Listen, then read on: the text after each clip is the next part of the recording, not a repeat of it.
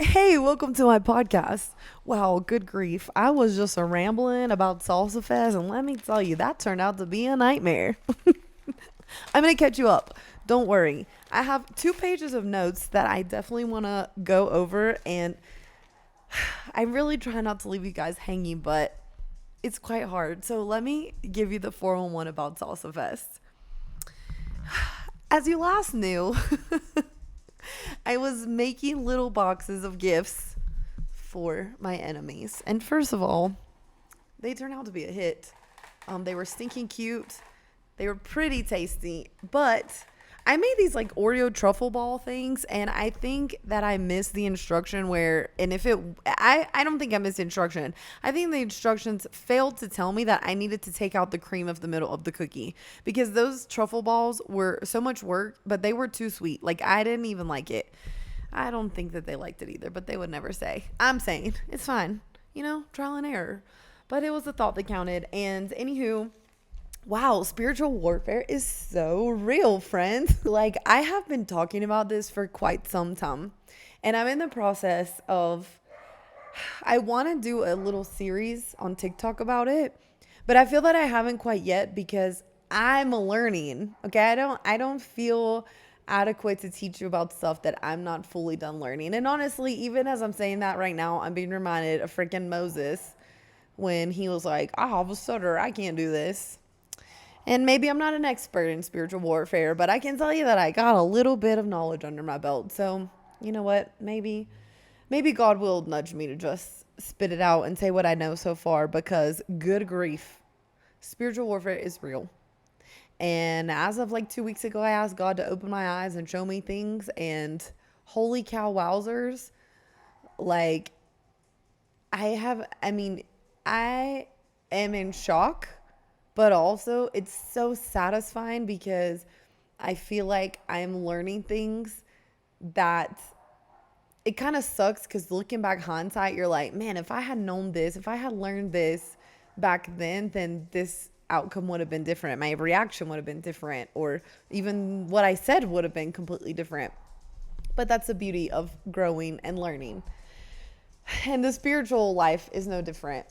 And one of the things that I'm learning that the enemy loves to do for me in particular, so I mentioned on my last one, making me late and distracted and flustered and making me feel like my safety is at stake is like the number one thing that the enemy's doing. And it really irritates the crap out of me because I'm always realizing that that's what's happening like halfway through the scene or when the scene is already over. I'm asking God to help me to learn and see that stuff before, because it really annoys me. I feel like, I think I mentioned before, like, I'm quite competitive, and I know that this is like a spiritual war that at the end, ultimately, God wins. But every time I lose a battle, I feel like I'm losing something competitively. Like, it honestly pisses me off, is because I'm like, dang it, the devil got one over on me again.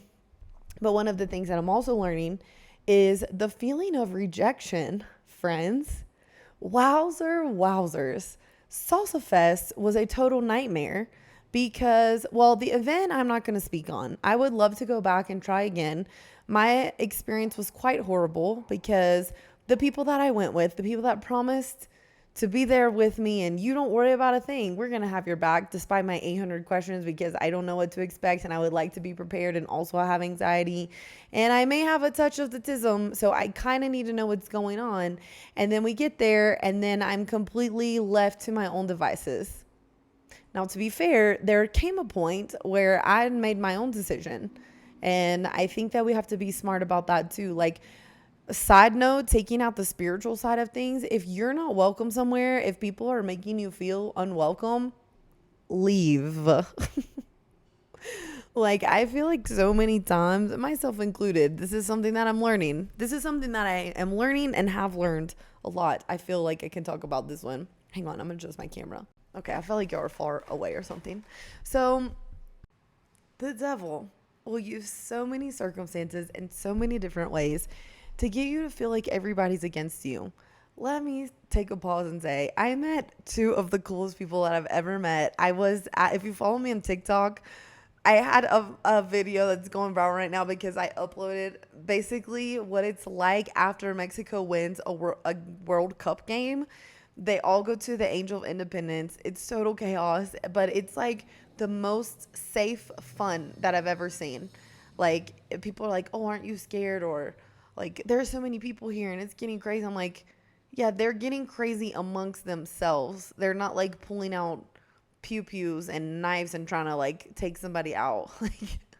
Like this isn't the Boston Marathon kind of fear. Everyone's just like having fun. Ugh, it's the most peaceful that I've ever felt in my life. And so, anywho, I'm like walking through this chaos and I meet these two guys from the funniest way that we met. But if they ever hear it, they're gonna know. But when you meet people and you just like kind of hit it off instantly, it was like that with the three of us. And we were getting into talking, and I love to meet people who are not surface level. I love to meet people who can right away open up about like deep things that they're experiencing or living, because I'm also that same way.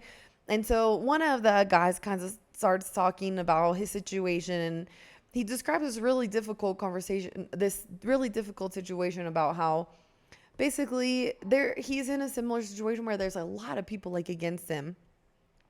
And it was cool because I was like, no, like, they're wanting to discourage you. Like, it was so funny because as I'm hearing myself speak encouragement to this guy, I'm recognizing that like I need to be taking my own advice. I'm recognizing that I need to be doing the same thing that I'm telling him to do. But it's easier said than done, right? We know a lot of times what we need to do, but we don't always do it, or we don't always know how to do it. We know that we shouldn't be acting or doing the things that we are, but we don't quite know how to change it. And that includes like our mentality. And so many times I think that the devil will use like isolation. I know that he does for me. And as that guy was talking, I heard like the same kind of tactics because he was kind of down, I mean, who isn't? Be so real with yourself. Who isn't down? If you went into your workplace and every single person at your job literally hated you or was talking about you and you knew about it, but you had to be there, that mess is uncomfortable. What this other guy was going through, similar, but like on a bigger scale. And what I went through at Salsa Fest, similar. That whole feeling of exclusion, you don't belong, people are talking bad about you, or they're judging you, or whatever it is. Those are all tactics from the enemy to make you feel less than, to make you feel depressed, to make you feel sad, to make you not want to leave, to make you not want to be around people. Because when you're not around people, your light cannot shine. When you're not around people, then you get depressed and you feel sad. And now you're spiraling before you know it. And that can really lead down to like people will turn to substances to cope with whatever they're feeling, or, people will act out of their norm in order to cope with the difficult circumstances that they're feeling. And so, number one, on a side note, don't be that person. Don't be that person that the devil's literally using to discourage somebody else because you're being hateful, you're being mean. Listen, people don't need to hear you talk about them behind their backs. Like, have you not realized that it's a vibe? You could have been running your mouth 3 weeks ago, and the second that I pull up and I see you, I can tell by the countenance on your face that with somebody you've been running your mouth, that you've said something or you participated in a conversation that was not quite so polite about me. Like, or maybe it's just the guilt that you're emitting. I'm not sure. I really believe that a lot of it is also with the just discernment of God. But I think that even for people who are not walking with God, we all know when somebody's been talking about us. We all know when people don't really have our backs. And the devil definitely uses that to make you feel alone. But that's why God says so many times in his word, like, he's with us. He is with us. He is a friend that is closer than a brother. Like, he's closer than your blood relatives. He is your bestie. He is your go-to. He is never going to leave you and never going to forsake you because he knows how crappy the people in the world are. And that's exactly why God told us that. And so all that to say, one of the things that I'm learning in this whole like spiritual warfare kind of situation is that isolation. Because also when you think about it, okay, I'm connecting this right now. I'm spitballing, so stay with me while I think this through. In spiritual warfare, like if you're talking, I always compare like spiritual warfare to actual war. it's really interesting. What a cool analogy that God gave us to put in. I was like thinking, I was reading something about how God spoke in parables, and I was thinking about how really that's so cool because he does that in so many ways. Like he uses a analogy of us being sheep, because sheep are the literal dumbest animals on the planet. They don't know their own way. They need a shepherd to guide them. Like what a great analogy. Instead of just saying like, I'm God and you should follow me because compared to all the knowledge that I have, you guys are probably not the brightest. Like he just said, you're my sheep. And so it's cool when you think about spiritual warfare. Okay, it's spiritual, but God is literally comparing it to warfare. And if you stop and think about how warfare actually works, the positions, the ranks, how they move, how they operate. Oh my gosh, that's something else that I'm learning. This is spiritual warfare, so we gotta be a little bit stealthy and undercover at times. Wow, that was one that I didn't know. Because I was raised like, be bold for Christ and say what you believe and blah blah blah. Okay, I hate that. Okay, I mentioned on my last podcast that street preaching is cringe. I don't know if I ever went back to that, but let me just clarify my thought on that. Street preaching is cringe because, number one, if it was literally any other religion standing up and shouting in the street or on a table at the mall food court, like a Muslim was doing that, Christians would freaking lose their minds. Christians would be offended to the moon and back. But yet somehow we do that. And also, when's the last time that someone shouted information at you and you all of a sudden was like, yeah, I'm interested. I'll buy that. Like we pass people all the time. They're like shouting their promotions at us. Like it makes us want to walk away. Like speaking of being in the mall, if someone is like trying to give you a free sample and harass you with the free sample and yell at you about their free sample and come get this free sample, like I'm generally walking on the other side so they don't see me. Okay, no one wants to be bothered like that. So I don't know if I clarified, but I do think that there's going to be a time for that when things are real, real desperate. But we're not in desperate times right now. That's another thing. Everyone's like, oh, the world is so bad. If y'all think that the world is bad now, friends, AI is just coming out. Robots are just coming out. Like, we are at the beginning. At the beginning. Y'all think that sin is running rampant? You think that there's nudity now? Oh my God, y'all have seen nothing. You need to get in the Word of God and spiritually prepare that you will not be deceived, that you will not be caught up. All of us. Because at the end of the day, we're still sinners. And do you think that the devil himself is not going to use enticing things to try to get us all? Oh my gosh. Wake up. Anywho, let me go back to what I was saying, which is spiritual warfare is such a cool terminology because when you stop to think about all the tactics of actual warfare, it is literally applied exactly the same in biblical things. Like, think about it. I'm here talking about how the devil is using isolation as a way to discourage you. If this was actual warfare, like people will take you and what is it called when they like you're a prisoner of war, and they'll torture you and they'll do all these things and you feel so alone, and sometimes you're like, God, where are you? Because I can't take anymore. Think about it. What a cool analogy for God to give us so that we can really, truly, genuinely understand.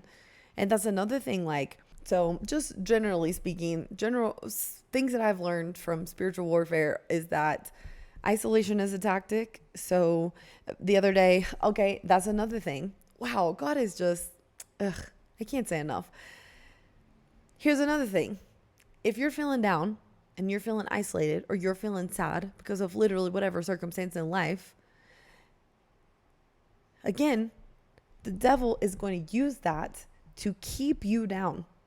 And here's how I can prove that. I went to Salsa Fest. It was a freaking nightmare. Okay? I won't get into it right now. I'm sure it'll come out over time. But it wasn't good. And I was quite isolated. And there were moments where I was actually quite afraid. That was bonkers. I literally stopped at an officer because I was like, I don't have my phone. I don't have my wallet. I'm not sure how to get back to where I'm staying. Like, I am quite afraid. I don't know how to find my people. Like, what do I do? He's like, wait here for 20 minutes. Do you want a female cop? They'll be on the way. And I was like, yeah. I waited for like 20, 30 minutes. And guess who shows up? 5 male officers. Do you think I stayed for that? Heck no. I was like, I'm out of here. And I left. I did not feel safe.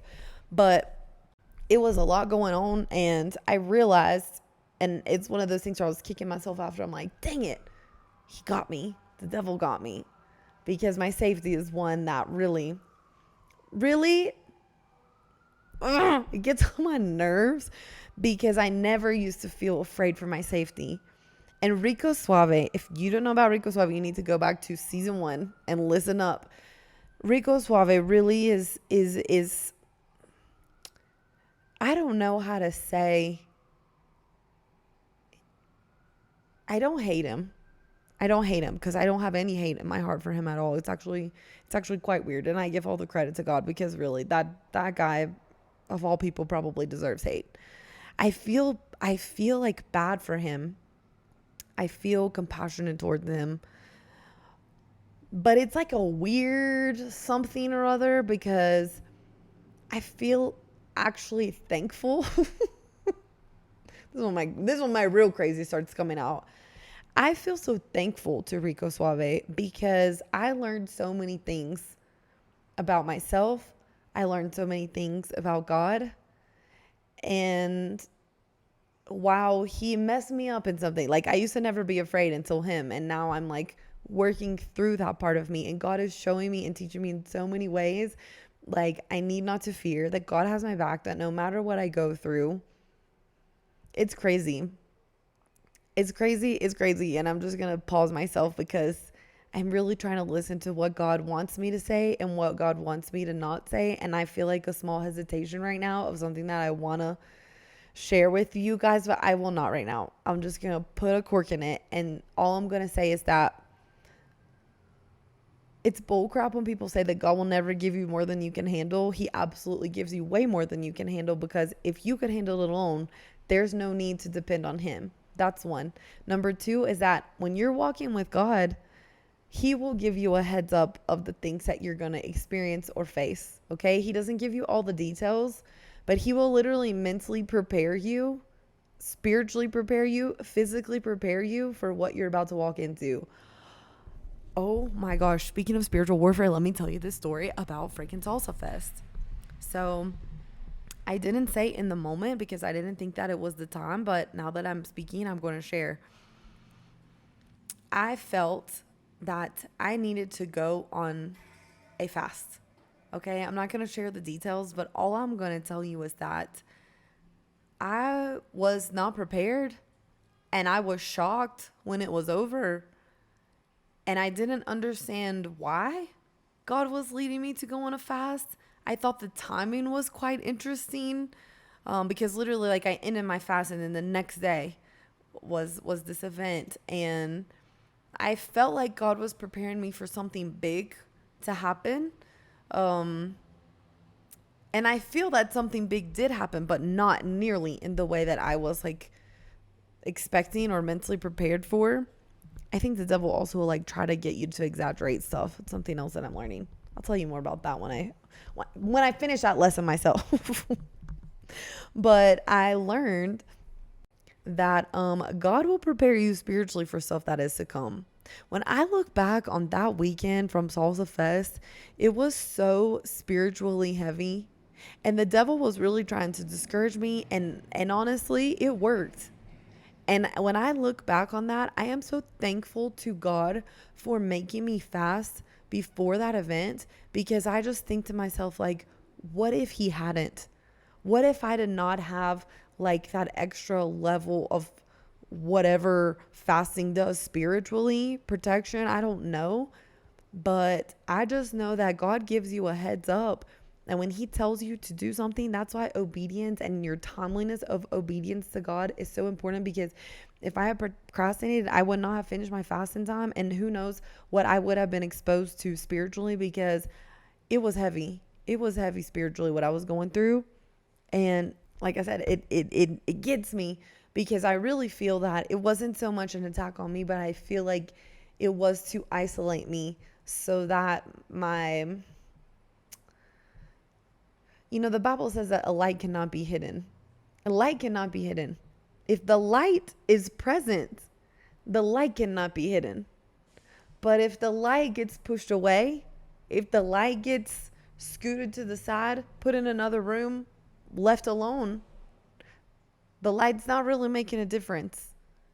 And anywho, all that to say, God will prepare you for the things that you're about to face. Sometimes you might feel like you're shocked, but if you really stop and look for it, at least for me in that situation, it was so obvious that God was like, girl, prepare. Something is about to happen. And again, I don't know what would have happened if I hadn't fast. And I'm so glad that I had that extra layer of protection because it was strong. Something heavy. Something heavy was happening. But anywho, I came back. I was like a little bit disappointed. I met some cool people on the way who were so kind and so helpful and so encouraging. God, that's another thing. When you're in spiritual warfare, you're just living your life. Okay. God will put people in your path at the right time, the people that you need to encourage you in the moment that you need. And maybe there'll be lifelong connections. Maybe there'll be long-term connections. Maybe they'll just be for that moment connections. Who knows?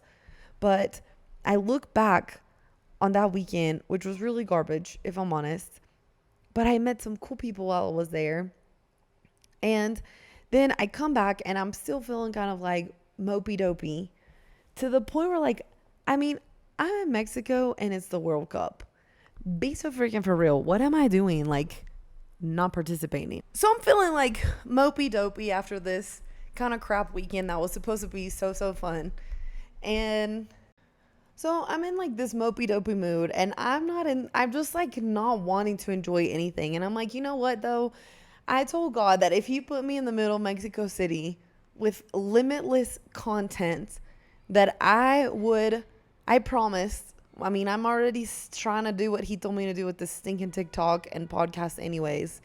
And I was like, God, if you give me content, I will do it. And so for some reason, like I'm remembering this, right? And I'm like, dang it, I'm going to get up and I'm going to force myself to go to this game that I don't even want to go to. I mean, I'm kind of interested. I'm just not in the mood, okay? Because I'm feeling mopey dopey. So anywho, I end up going, like, it's probably going to rain. The thing is outside. I mean, it's just all these things contributing to more and more of why I literally don't want to go. And when I tell you that I could not be more glad that I went. So the first game I went to, it was fun. I went to like a little restaurant nearby with a couple friends and it was pretty chill, but also we were about to leave for our trip, so it really didn't matter. And then the next game that Mexico had was this one, and I was like, I want to experience the emotion, and let me just go ahead and see what's up, because God forbid Mexico loses, like the vibe's just not going to be the same. So let me go check it out. And when I say that, I could not be more glad that I did. I mean, even as I'm filming the content, like I'm feeling like a little bit down, but I'm doing my thing. You know, I can have a good time no matter what. But you know, it's one thing when you're fully happy or when you have something in the back of your mind that's making you kind of a little bit sad. And I was feeling a little bit sad. But I'm like watching all of this chaos. I mean, when I tell you that the Mexican people know how to have fun, I have never seen. And again, I just go back to like, I think what made it so impressive for me was how safe it was. I posted a video and someone was like, this girl thinks she's in the first world. I'm like, bro, have you been to a big event in the first world? Like, we're paranoid there. Everyone's carrying a gun. Everyone's carrying a knife. Everyone's ready to bomb something. Like, I didn't say all that in the beginning because I don't know what I'm going to be censored on, but I'm tired of filtering myself. So if this gets filtered, like, what the heck ever, okay? People, you can't even run a 5K marathon or the Boston Marathon. People are bombing you. What's the biggest scare in Mexico? They're going to take your phone. I mean, obviously let me back that up. I know that there are dangers in Mexico, but all that I'm saying is that in a place like Angel of Independence and people are celebrating that the Mexican soccer team is advancing in the World Cup where their own country is hosting it. I mean, like, what an emotional experience. They're literally climbing up on like the bus stops. They're throwing people. There's kids of beer flying everywhere. I mean, they're just having like the time of their life. They're singing collectively. Like, no one's mad. There's no beef between anybody. And maybe that's something else. Like, as I'm saying it, I'm just thinking about how much racism there is in the United States. I think that's another reason why we can't have a big, giant, citywide, I don't know how many thousands of people together block party until literally 5 o'clock in the morning. I mean, you're literally in the street eating enchiladas and corn dogs and whatever else until 5 o'clock in the morning. It's just fun. Oh, what a beautiful time. And I met these two people who instant besties. Like, I met someone else who was also pretty cool. Like, I mean, I was just thinking about like all of the connections that were made as a result of kind of like pushing through and going to something that I didn't want to go to. I wasn't in the mood. I wanted to isolate myself. I wanted to be a hermit. I wanted to stay at home and not do anything but whatever I wanted to do. I didn't want to get out and enjoy. And now I would have missed 3 cool connections and a hangout with another group, like if I hadn't gone, and a wild experience in a video that's going viral. I mean, like, I would have missed out on so much. And the devil really uses isolation as a way to keep us from living, from meeting the people that we need to meet. Like those 2 people, I mean, I met 3 and the hangout was cool, but those 2 people that I met, like, we were having conversations about like deeper things and I mean, just like all over the place, business, whatever it was that we wanted to talk about. And I really would have missed out on something so beautiful and connections that are so beautiful and moments that are so beautiful. Don't let the enemy use isolation to keep you down, to keep you sad, because God gave us this life literally so we can eat, drink, and be merry. That is what God gave us this beautiful life for. We are to be enjoying it. Get out of your house. Don't be depressed. Don't let your sadness overwhelm you or stop you from living your best life. Force yourself into your best life. When you don't want to go, go anyways. Now, there are obviously times when you need to take a break and you need to spend time apart and you need to recuperate, recover, be in peace, whatever it is. Sometimes you need space from the other people, from the mean people. Sometimes they need space too. Maybe you're ready, but maybe they're not. And sometimes going in certain places is only going to cause drama and more harm and more damage. And now you got to keep your mouth shut and now you got to fight the flesh. It's better just let stuff simmer sometimes. But be careful that it's not a tactic of the devil to keep you out of places that your light should be shining. Anywho, watch my pin video on my TikTok page if you don't know how to have a relationship with him. And yeah, like, subscribe, share, whatever. Be back for more. Anywho.